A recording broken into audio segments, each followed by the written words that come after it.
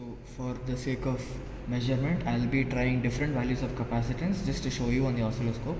So presently I'm just trying the capacitance which you guys were asked to do, the 2200 microfarad. So I'll just use the probes to connect to the voltage across the capacitance. So for testing the charging or discharging, or is it AC, DC, so that we'll check.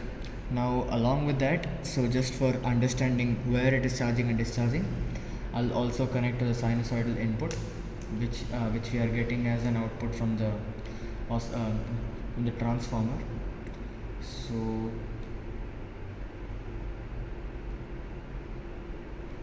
guys can just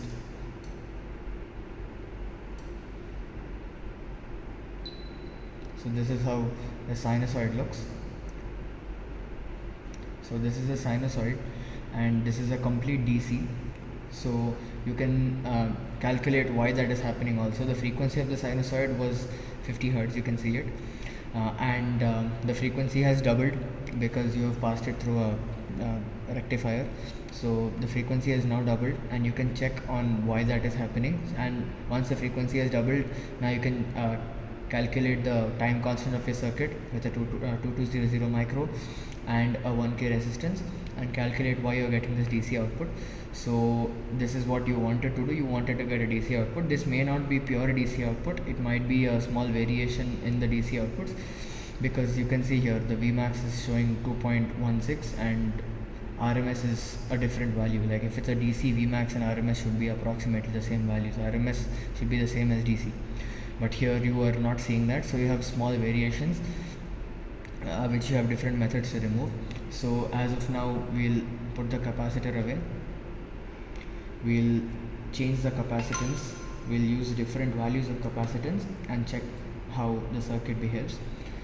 So this time we'll use different ceramic capacitances. You are not advised to do this at home, we are doing it just for the sake of showing it to you. So this is a 104 ceramic capacitance, which is 10 power 5 pico.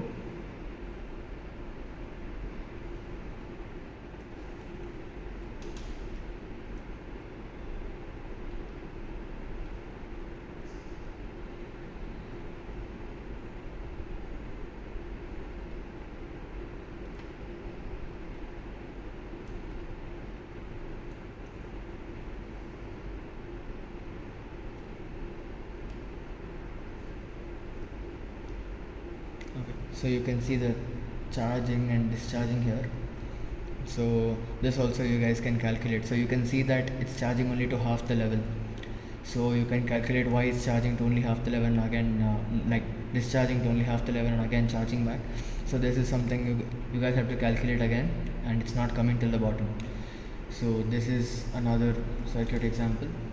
Now we'll take another capacitance and check. So now we tested with 10 power 5 pico.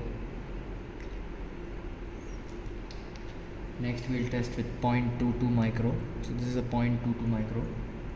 Just test with that.